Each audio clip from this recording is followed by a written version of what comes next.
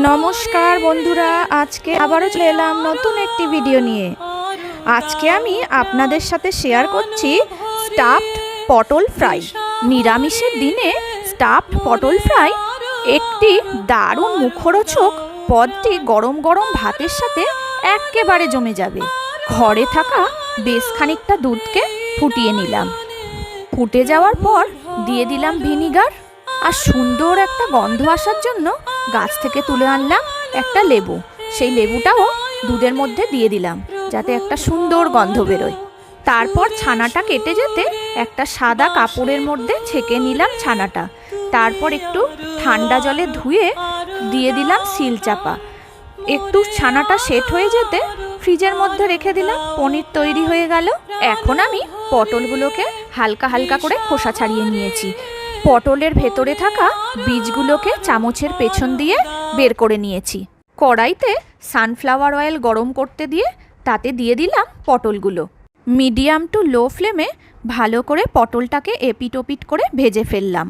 পটল ভাজা হয়ে গেলে আমি পটলগুলোকে তুলে নিয়ে পুর ভরার জন্য পুরটাকে রেডি করলাম। পনিরটাকে গ্রেট করে ফেললাম।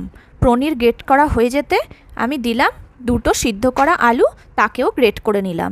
আপনারা আলু না চাইলে নাই দিতে পারেন, শুধু পনির দিলেই হবে। আমার পনিরটা পরিমাণে একটু কম ছিল, তাই একটু অল্প করে আলু দিলাম। এরপর ছোট ছোট করে কুচিয়ে নিলাম কিশমিশ আর কাজু বাদাম। তারপরে একে একে পনিরের উপর দিয়ে দিলাম মশলাগুলো। একটু কাশ্মীরি লঙ্কার গুঁড়ো, নুন, চিনি, একটু জিরে ভাজা, ধনে গুঁড়ো, আর দিয়ে দিলাম একটু বিরিয়ানি মশলা। তারপর ভালো করে সব কিছু মাখিয়ে নিলাম। নিয়ে কড়াইতে সামান্য একটু তেল গরম করে ওই পুরটাকে দিয়ে দিলাম, দিয়ে একটু ভাজা ভাজা করে নিলাম। এখন পটলের মধ্যে আস্তে আস্তে করে পুরগুলোকে ভরে ফেললাম। এই পটল ফ্রাই বানাতে খুব একটা বেশি টাইমও লাগে না, শুধুমাত্র পনিরটা বসিয়েছিলাম বলেই একটু দেরি হয়েছে।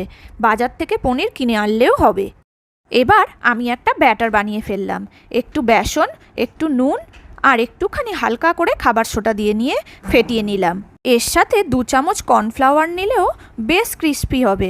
আমার হাতের কাছে ছিল না বলে আমি দিইনি। এরপর কড়াইতে তেলটা গরম করে নিয়ে আমি ব্যাটারের মধ্যে পটলগুলোকে ডুবিয়ে ডুবিয়ে কড়াইতে ছেড়ে দিলাম। আমি না খুব মোটা করে ব্যাটারটা বানাইনি, একটু পাতলার উপরেই বানিয়েছি, যাতে পটলের গায়ে কোটিংটা ধরে আর ভেতর থেকে পুরটা না বাইরে বেরিয়ে আসে। এক পিঠ মিডিয়াম টু স্লো আঁচে আমার ভাজা হয়ে গেল। এবারে আমি পটলগুলোকে উল্টে দিলাম আর এক পিঠ হওয়ার জন্য। আমি এর সাথে লম্বা লম্বা করে আলু ও ব্যাটারে ডুবিয়ে ভেজে নিয়েছিলাম।